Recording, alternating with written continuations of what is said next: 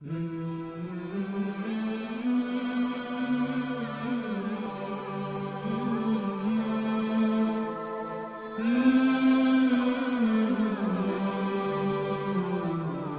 رات کا وقت تھا، تمام لوگ محو استراحت تھے، صرف پہرے دار اپنے فرائض منصبی کی ادائیگی میں جاگ رہے تھے۔ بادشاہ بھی تمام دن کی مصروفیت سے فراغت کے بعد اپنی خوابگاہ میں پہنچا۔ وہ اپنے عالی شان محل میں انتہائی اعلیٰ اور نرم و گداز مخمل کے بستر پر لیٹا ہی تھا کہ اچانک اسے کمرے کی چھت پر کسی کے چلنے کی آواز آئی۔ اس نے اس آہٹ کو پہلے تو وہم سمجھا، مگر جب اس نے انتہائی غور اور سکون کے ساتھ جائزہ لیا تو اسے یقین ہو گیا کہ لازماً کوئی شخص اس کی خوابگاہ کی چھت پر ٹہل رہا ہے۔ وہ حیران اور پریشان تھا کہ یہ کیسے ہو سکتا ہے، کون ہے جو تمام حفاظتی حصار توڑ کر اس قدر جرأت و جسارت کے ساتھ اس کے محفوظ و مامون اور خفیہ کمرے کی چھت پر آ پہنچا۔ بادشاہ نے اسی لمحے اپنے خادم خاص کو آواز دی جو رات کی ڈیوٹی پر مامور تھا۔ بادشاہ کے لہجے کی تلخی سمجھتے ہوئے خادم دوڑا ہوا آیا اور انتہائی حیران کن لہجے میں بولا، بادشاہ سلامت، فرمائیے رات کے ان سکون آمیز لمحات میں کس چیز نے آپ کو بے سکون کیا ہے؟ میں آپ کے حکم کا منتظر ہوں۔ بادشاہ نے گرجدار آواز میں کہا، اتنی رات گئے شاہی محل کی چھت پر کون چل پھر رہا ہے؟ خبر لو اور فوراً مجھے اطلاع کرو۔ جس کسی نے بھی یہ جرأت کی ہے آج وہ سزا سے نہیں بچ سکے گا۔ خادم دوڑا ہوا گیا اور اس نے محافظین اور شاہی کارندوں کو اس امر کی اطلاع دی تو محل میں ہر طرف بھاگم دوڑ شروع ہو گئی۔ ہر شخص پریشان ہو گیا، ہر ایک کی زبان پر یہی تھا، یہ کیسے ہو سکتا ہے؟ آخر یہ کیوں کر ہوا؟ کون ہے جس نے اپنی موت کو آواز دی ہے؟ شاہی محل کے تمام کارندے، حفاظتی دستے اور خدمتگار آگے پیچھے دوڑ پڑے اور محل کی چھت پر پہنچے تو کیا دیکھتے ہیں کہ ایک مجذوب نما شخص انتہائی بے فکری اور طمانینت کے ساتھ محل کی اسی کمرے کی چھت پر ٹہل رہا ہے جو کہ بادشاہ سلامت کی آرام گاہ ہے۔ محافظین کے عملے نے فوراً ہی اس شخص کو دبوچ لیا اور اسے دوڑاتے ہوئے بادشاہ سلامت کے پاس لے آئے۔ بادشاہ سخت غصے میں تھا۔ چشم فلک نے دیکھا کہ بادشاہ کو اس قدر غصہ آج تک نہیں آیا تھا۔ وہ تو انتہائی متحمل اور بردبار تھا، مگر یہ واقعہ انہونا تھا۔ اسی غیر متوقع بات نے بادشاہ کا لہجہ غیر متوقع کر دیا۔ بادشاہ نے اپنی مکمل توانائی اور بلندی کے ساتھ اس شخص سے پوچھا، تم کون ہو؟ تم یہاں کیسے پہنچے ہو؟ تم یہاں کیا لینے آئے ہو؟ اور یہ کہ تمہیں شاہی محل میں داخل ہونے کی جرأت کیسے ہوئی؟ جہاں تک حفاظتی دستے کی کارکردگی کی بات ہے ان کی خبر میں بعد میں لوں گا، پہلے تم میرے ان سوالوں کا جواب دو۔ اتنے سارے سوالوں اور اس قدر سخت اور گرجدار لہجے کے باوجود اس مجذوب نے کسی قسم کی پریشانی، خوف یا گھبراہٹ کا اظہار کیے بغیر انتہائی دل جمعی اور شائستگی، اطمینان اور متانت کے ساتھ جواب دیا، بادشاہ معظم، میں کوئی قاتل، ڈاکو یا چور نہیں، نہ ہی کسی سازش کے تحت کسی بری نیت سے یہاں پہنچا ہوں۔ مجھے کسی نے یہاں نہیں بھیجا بلکہ میں اپنی مرضی سے یہاں آیا ہوں۔ دراصل ماجرا یہ ہے کہ میرا ایک عدد انتہائی قیمتی اونٹ گم ہو گیا ہے، وہ میرے گھر سے بھاگ گیا ہے۔ میں اس اونٹ کو تمام آبادی، جنگل، کھلیانوں اور کھیتوں میں ڈھونڈ چکا ہوں۔ میں نے کونا کونا چھان مارا ہے مگر اس کا کہیں بھی سراغ نہیں ملا۔ آخر کار میں نے یہی سوچا کہ صرف ایک جگہ باقی رہ گئی ہے اور وہ آپ کا شاہی محل ہے۔ میں نے خیال کیا کہ شاید میرا وہ اونٹ شاہی محل میں جا پہنچا ہو۔ میں نے اسے شاہی محل میں بھی نہیں پایا تو مجھے فکر ہوئی کہ ممکن ہے کہ وہ اونٹ شاہی محل کی چھت پر ہی موجود ہو، اس لیے میں چھت پر اسے تلاش کر رہا تھا۔ آپ کو اگر میرے اونٹ کے متعلق کوئی خبر ہو تو مجھے بتائیے تاکہ میں اپنا اونٹ حاصل کر سکوں۔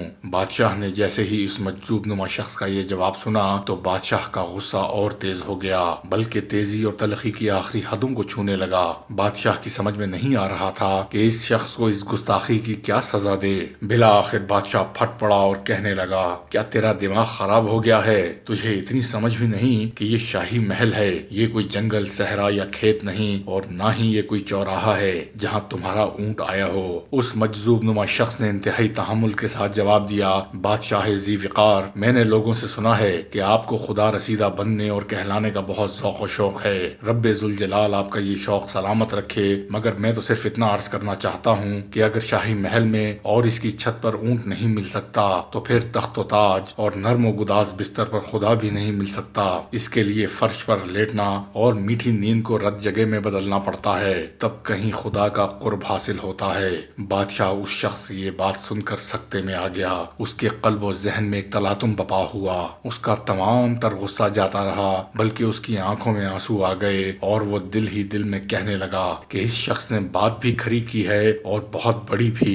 بادشاہ نے اس شخص کو انتہائی توقیر اور تعظیم اور تکریم و احترام کے ساتھ رخصت کیا۔ وہ خود شاہی محل سے باہر جانے والے دروازے تک اسے رخصت کرنے آیا، مگر جب وہ اپنی خوابگاہ میں پہنچا تو نیند اس سے کوسوں دور جا چکی تھی۔ اس نے تمام رات کروٹیں بدلتے گزار دی۔ ساری رات بے چینی اور بے خوابی میں گزارنے کے بعد اگلی صبح بادشاہ اضطرابی کی کیفیت میں دربار پہنچا۔ شاہی محل کے کارندوں، خدمتگاروں اور خاص طور پر حفاظتی دستے کے عملے نے یہی سوچا کہ آج ان کی خیر نہیں۔ خدا معلوم بادشاہ سلامت رات کے واقعے پر انہیں کیا سزا دیں، کیونکہ کسی شخص کا شاہی محل کی چھت پر پہنچنا ان کی ناقص کارکردگی کی غمازی تھی۔ مگر انہوں نے دیکھا کہ بادشاہ پر ایک عجیب سی کیفیت طاری ہے۔ کوئی خلش ہے جو بادشاہ کو بے چین کیے ہوئے ہے، کوئی چنگاری ہے جو شعلہ بن چکی ہے، کوئی ایسی سوچ ہے جس نے بادشاہ کو مضطرب و مزمحل کر دیا ہے۔ اب اس میں وہ شاہانہ گھن گرج نہیں، وہ احکامات دینے سے بھی گریزاں ہے۔ اس کا دل کسی پل چین نہیں پا رہا۔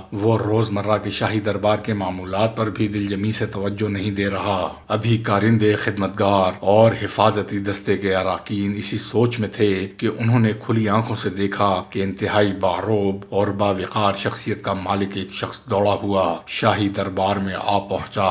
اس شخص کی شکل و صورت میں خدا معلوم کیا سحر تھا کہ کسی کو اس سے یہ پوچھنے کی جرت نہ ہو سکی کہ بھائی تم کون ہو اور یہاں بغیر اجازت کے کیسے آئے ہو۔ وہ شخص انتہائی سرعت اور پھرتی کے ساتھ تخت شاہی کے نزدیک پہنچ گیا۔ اب سلطان ابراہیم بن ادھم اور اس شخص میں بمشکل 2 ہاتھ کا فاصلہ تھا۔ سلطان ابراہیم بن ادھم نے جب اس شخص کو اپنے اس قدر قریب دیکھا تو انہوں نے اس شخص سے پوچھا تم کون ہو اور میرے اس قدر قریب کس نیت سے آئے ہو۔ حفاظتی دستے کے اراکین اس شخص کو پکڑنے کے لیے دوڑے تو سلطان ابراہیم بن ادھم یعنی بادشاہ سلامت نے انہیں دور ہی سے اشارہ کر کے روک دیا اور اس شخص سے پھر وہی سوالات دہرائے۔ بادشاہ سلامت، میں کون ہوں اس بات کو چھوڑو، تاہم میں کس نیت سے آیا تھا وہ میں بتائی دیتا ہوں۔ دراصل میں یہاں قیام کرنے کی نیت سے آیا تھا، مگر یہاں آ کر معلوم ہوا کہ یہ تو ایک سرائے ہے، یہاں کسی کا بھی مستقل قیام نہیں، تو میں کیسے یہاں مستقل قیام کر سکتا ہوں۔ بادشاہ ابراہیم بن ادھم نے اس شخص سے مخاطب ہو کر کہا برادرم، یہ سرائے نہیں اور نہ ہی قیام گاہ ہے، یہ تو شاہی محل ہے،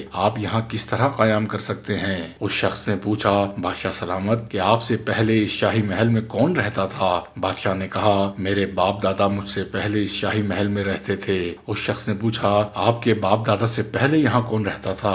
بادشاہ نے کہا میرے باپ دادا کے باپ دادا اس میں رہتے تھے۔ اس نے پوچھا آپ لوگ کتنی پشتوں سے اس شاہی محل میں رہ رہے ہیں؟ بادشاہ نے کہا کئی پشتوں سے ہم اس شاہی محل میں رہ رہے ہیں۔ اس شخص نے پوچھا اب تمہارے بعد اس شاہی محل میں کون رہے گا؟ بادشاہ نے جواب دیا میرے بعد میری اولادیں اس شاہی محل میں رہیں گی۔ اس شخص نے کہا بادشاہ سلامت، ذرا سوچیے اور غور و فکر کیجیے کہ جس جگہ اتنے لوگ آ کر چلے گئے اور کسی نے مستقل قیام نہ کیا، کیا وہ جگہ سرائے نہیں تو اور کیا ہے؟ اس گفتگو سے بادشاہ ابراہیم بن ادھم کے دل پر اتنا اثر ہوا کہ ان کی دنیا ہی بدل گئی۔ کچھ رات کے واقعے کا اثر تھا، دوسرا اس گفتگو نے جلتی ور تیل کا کام کیا، اور اب بادشاہ سلامت نے فوری طور پر شاہی محل کو خدا حافظ کہا، تمام لذت زندگی کو چھوڑ کر روحانی لطف کی ٹھانی، کیونکہ اب وہ سلطان ابراہیم بن ادھم سے حضرت ابراہیم بن ادھم بننے کی راہ روشن پر گامزن ہو چکے تھے۔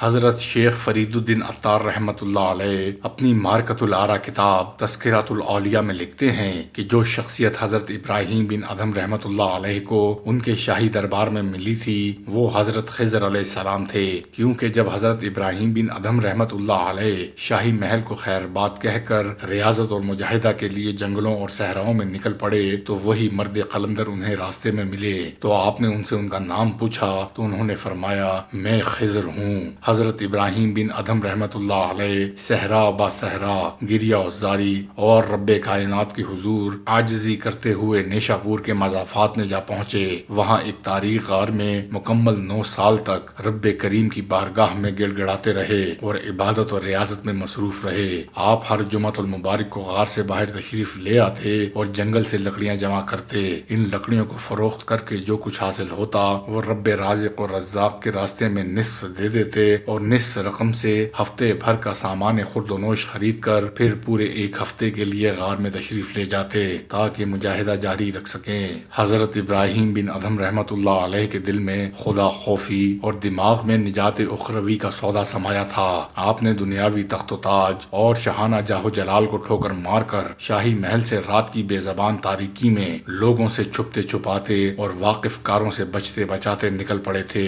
لباس فاخرہ اتار پھینکا اور غلاموں کے سے کپڑے زیب تن کر کے مزدوری کی تلاش میں سفر کا آغاز کیا۔